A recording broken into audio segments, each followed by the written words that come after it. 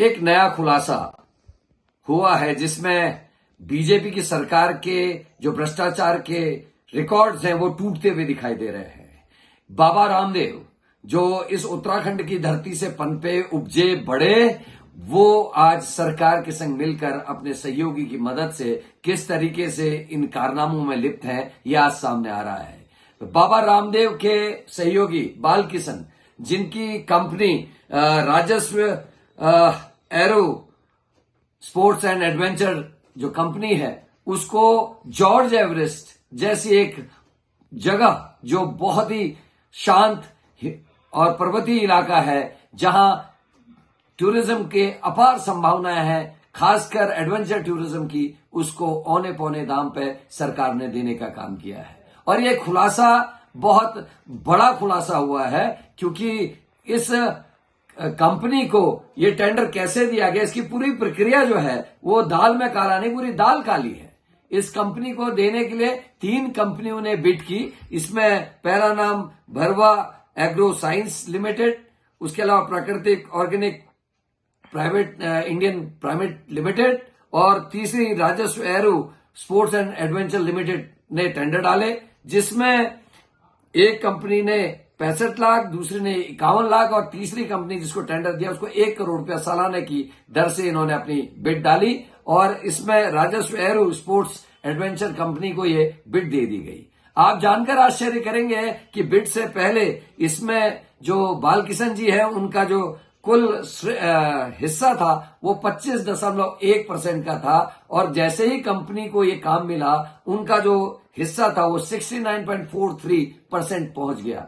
तो ये समझा जा सकता है कि किस तरीके का एक जाल रचा गया। हालांकि जो उत्तराखंड का टूरिज्म विभाग है उनको बचाने की कोशिश कर रहा है, कई किस्म की दलीलें दे रहा है, लेकिन ये समझा जा सकता है कि ये तीनों कंपनी के जो मालिक है, जिसके सर्वाधिक श्रेय है, वो बाबा रामदेव के सहयोगी बालकिशन है। चाहे वो भरवा एग्रो हो, चाहे वो इसमें प्राकृतिक ऑर्गेनिक्स हो, चाहे वो राजस्व एरो कंपनी हो, ये तीनों में मैक्सिमम शेयर होल्डर जो है वो बाबा रामदेव के सहयोगी बालकिशन है।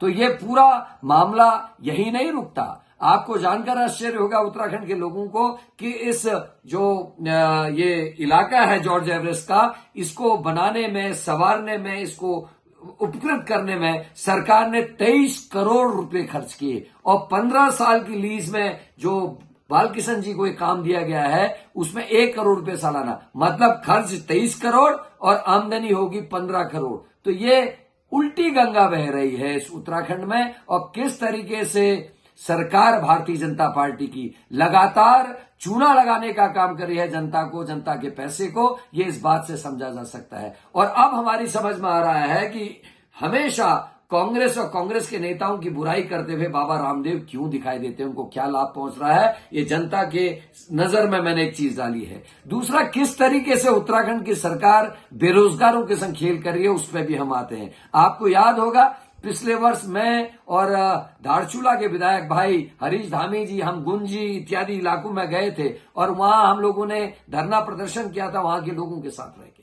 जो लोग वहां 500-600 वर्षों से परिवार के साथ रह रहे हैं, उन गांवों में उनके हक हकूक को छीनकर उनकी जमीनों को आज सरकार जब्त कर रही है, क्योंकि वहां उस समय पटवारी व्यवस्था नहीं थी। वो लोग एक प्रहरी के रूप में चाइना बॉर्डर पे हमारे परिवार के अंग के रूप में रह रहे थे, आज उनको परेशान किया जा रहा है। दूसरी तरफ वहां शिवधाम के नाम से 1500 नाली जमीन टूरिज्म विभाग को दी जा रही है, और हमारी पूरी नजर उस पर है कि कहीं ये 1500 से नाली से ज्यादा जो भूमि है, इसको भी कहीं कल को खुर्द-बुर्द करके किसी प्राइवेट एजेंसी या कंपनी को ना दे दिया जाए, या किसी व्यक्ति को ना दे दिया जाए, उस पर हमारी नजर है। तीसरा, वहां एक एविएशन कंपनीज है, उसमें 2-3 कंपनीज के नाम है प्रमुख तौर पर, उसको मैं जल्दी आपके सामने लाऊंगा। इन कंपनीज के माध्यम से वहां हेली सर्विसेज के माध्यम से ओम पर्वत और छोटा कैलाश के दर्शन कराए जा रहे हैं। अपने ही होम स्टेज में लोगों को टिकाया जा रहा है, या तो कुछ लोगों को उसी दिन वापस किया जाता है दर्शन के बाद, और कुछ लोगों को अपने होम स्टेज में टिकाकर दूसरे दिन वापसी कराई जाती है। इससे धारचूला के बाद पड़ने वाले जो गांव है ओम पर्वत और छोटा कैलाश के बीच में, जिसमें गुंजी इत्यादि गांव है, उनकी सबकी रोजी रोटी के ऊपर संकट है। सरकारों का काम होता है कि decentralisation of power, decentralisation of रोजगार, लेकिन यहां उल्टा हो रहा है। यहां एक व्यक्ति को, कुछ कंपनियों को कमाने का मौका दिया जा रहा है, और जो वर्षों से, पीढ़ियों से जिनका ये रोजगार था कि वहां जो ओम पर्वत के और छोटा कैलाश के दर्शन करने जाते थे, छोटे छोटे होम स्टेज में रहते थे, गांव के लोगों की सब्जियां खरीदते थे, दूध खरीदते थे, घी खरीदते थे, वहां रहकर आनंद लेते थे और कुछ समय उनके संग व्यतीत करने के बाद वहां से विदा होते थे, आज वो सब खत्म हो रहा। सीधे हेली सर्विसेज से पहुंचाया जा रहा है, हेली सर्विसेज से वापस ले जाया जा रहा। बीच की जो कड़ी थी, बीच के लोगों के रोजगार के संग खिलवाड़ सरकार कर रही है, जो बहुत बड़े दुख का कारण है। और ये जो जॉर्ज एवरेस्ट का मामला है, उसी तरीके की कुछ स्थितियां हमारे धारचूला से लगे हुए क्षेत्रों में है, गुंजी इत्यादि क्षेत्र में, और आने वाले समय में सामरिक दृष्टि से भी ये उत्तराखंड के लिए बहुत खतरनाक, या देश के लिए बहुत खतरनाक होने जा रहा है। इस पे संज्ञान लेना चाहिए, और मैं आम जनता से अपील करता हूं कि इन सभी मामलों पर आप लोग भी पैनी नजर रखें, और क्या ये सरकार आपके साथ, उत्तराखंड के संग और देश के साथ कर रही है, इस पे हम सब लोगों की एक राय होनी चाहिए, हम लोगों के विचार होने चाहिए, हमको इसकी जांच परख करनी चाहिए और रखवाली करनी चाहिए। धन्यवाद।